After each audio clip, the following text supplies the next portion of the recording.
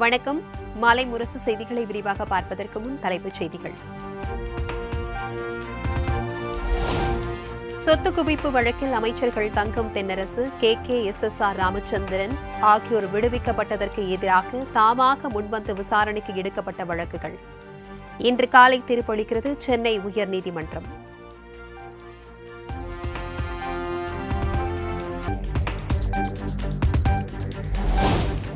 முன்னாள் முதலமைச்சர் கருணாநிதியின் 6ஆம் ஆண்டு நினைவு தினம் இன்று அனுசரிப்பு.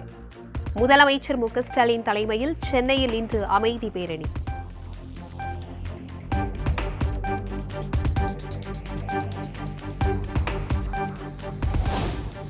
இலங்கை கடற்படை கப்பல் மோதியதில் படகு கவிழ்ந்து மாயமான ராமநாதபுரம் மீனவரின் குடும்பத்திற்கு 10 லட்சம் நிதி உதவி.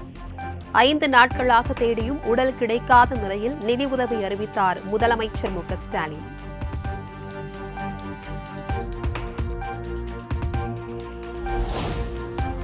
சென்னையில் முதலமைச்சர் மு க ஸ்டாலின் தலைமையில் மாநில திட்டக்குழுவின் 5வது கூட்டம். அரசின் முன்னோடி திட்டங்கள் அனைவருக்கும் கிடைக்கப்பெறும் வகையில் செயல்பட முதலமைச்சர் அறிவுறுத்தல்.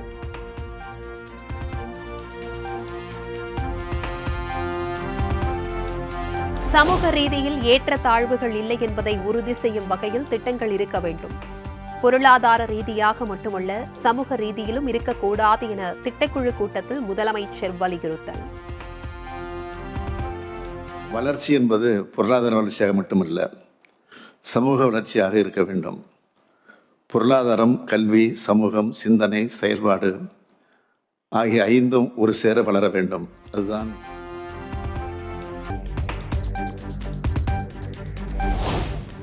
தமிழக தொழில்துறை படுபாதாளத்திற்கு சென்றுவிட்டதாக எதிர்க்கட்சித் தலைவர் எடப்பாடி பழனிசாமி குற்றச்சாட்டு.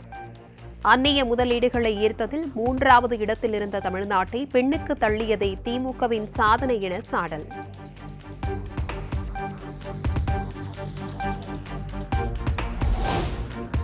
சென்னை ராயப்பேட்டையில் வரும் 9ஆம் தேதி அதிமுக மாவட்ட செயலாளர்கள் கூட்டம்.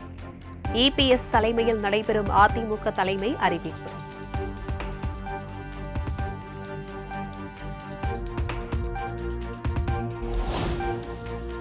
வயநாடு நிலச்சரிவு பாதிப்பிற்கு அதிமுக சார்பில் 1 கோடி ரூபாய் நிவாரணம். கேரள முதலமைச்சர் பினராயி விஜயனை சந்தித்து முன்னாள் அமைச்சர் SP வேலுமணி காசோலையை வழங்கினார்.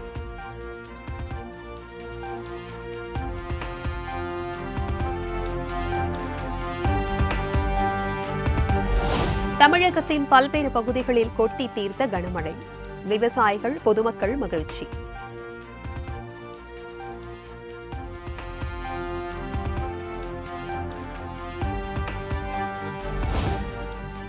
கடலூர், அரியலூர், பெரம்பலூர், திருச்சி உள்ளிட்ட 9 மாவட்டங்களில் இன்று கனமழைக்கு வாய்ப்பு.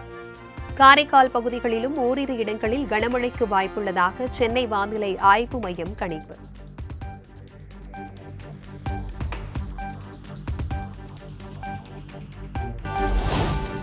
தமிழக மீனவர்கள் மீதான தாக்குதல் மற்றும் கைது நடவடிக்கையை உடனடியாக தடுத்து நிறுத்த வேண்டும். மத்திய வெளியுறவுத்துறை அமைச்சர் ஜெய்சங்கரை நேரில் சந்தித்து திமுக MP கனிமொழி வலியுறுத்தல்.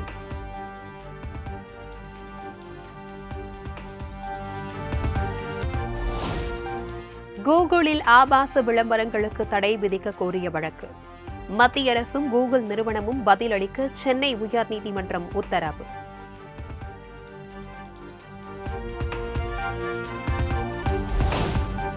கோவை சூலூர் விமானப்படை தளத்தில் இந்தியா, ஜெர்மனி வீரர்கள் கூட்டு விமான பயிற்சி. இந்தியாவின் தேஜஸ் MiG-29K ரக அதிநவீன போர் விமானங்கள் பயிற்சியில் பங்கேற்பு.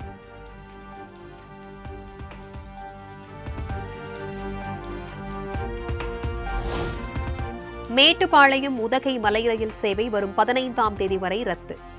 மறுசீரமைப்பு பணிகள் இன்னும் முடிவடையாததை அடுத்து தெற்கு ரயில்வே அறிவிப்பு.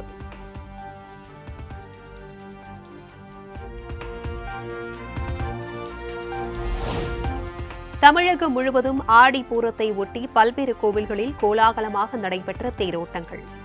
பக்தி பரவசத்துடன் தேரை வடம் பிடித்து இழுத்த பக்தர்கள்.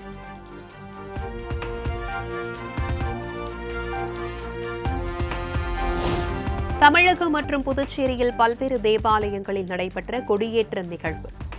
பல்லாயிரக்கணக்கான மக்கள் கலந்து கொண்டு வழிபாடு.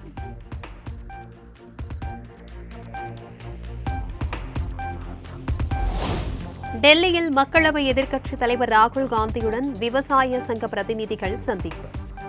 விளைபொருட்களுக்கு குறைந்தபட்ச ஆதார விலை உள்ளிட்ட கோரிக்கைகள் குறித்து மத்திய அரசிற்கு அழுத்தம் கொடுக்க வலியுறுத்தல்.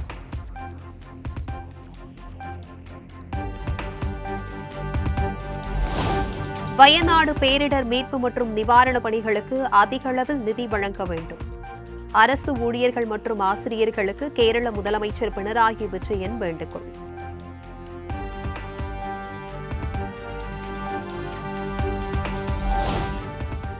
வயநாட்டில் கடந்த 2 நாட்களில் மட்டும் நிலச்சரிவில் சிக்கி உயிரிழந்த 44 பேரின் உடல்கள் நல்லடக்கம். 2000க்கும் மேற்பட்டோர் பாதுகாப்பு முகாம்களில் தங்க வைக்கப்பட்டுள்ளதாகவும் கேரள அமைச்சர் கே ராஜன் தகவல்.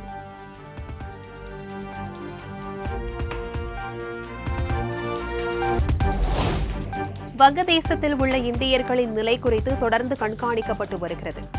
வங்கதேச விவகாரத்தில் இந்தியாவின் நிலைப்பாடு குறித்து மாநிலங்களவையில் வெளியுறவுத்துறை அமைச்சர் ஜெய்சங்கர் விளக்கம்.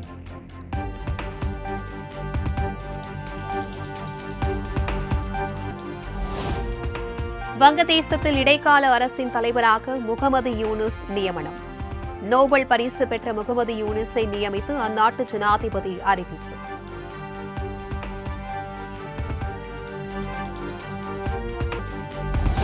வங்கதேச முன்னாள் வெளியுறவுத்துறை அமைச்சர் கைது. நாட்டை விட்டு வெளியேற முயற்சித்த போது டாக்கா சர்வதேச விமான நிலையத்தில் வைத்து கைது செய்தது ராணுவம்.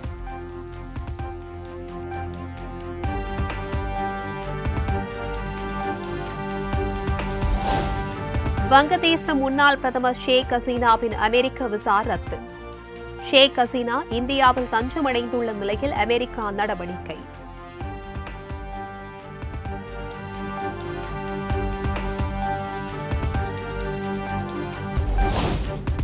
அமெரிக்க துணை அதிபர் வேட்பாளராக ஜிம் வால்ஸ் போட்டி. அதிபர் தேர்தல் நவம்பர் 5ஆம் தேதி நடைபெறவுள்ள நிலையில் அதிபர் வேட்பாளர் கமலா ஹாரிஸ் அறிவிப்பு.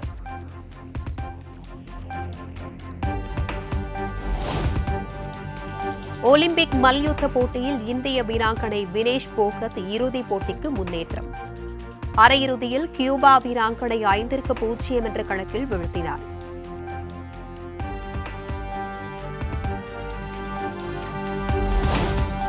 பாரிஸ் ஒலிம்பிக் ஹாக்கி அரையிறுதிப் போட்டியில் இந்தியா தோல்வி. 3-2 என்ற கோல் கணக்கில் ஜெர்மனி வெற்றி பெற்று அசத்தல்.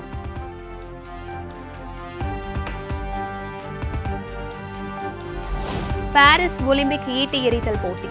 இந்தியாவின் நீரஜ் சோப்ரா இறுதி சுற்றுக்கு முன்னேற்றம்.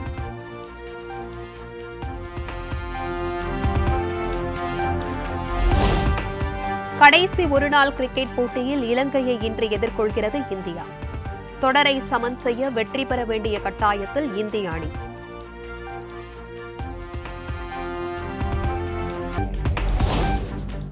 பிக் பாஸ் நிகழ்ச்சியில் இருந்து தற்காலிகமாக விலகுவதாக நடிகர் கமல்ஹாசன் அறிவிப்பு.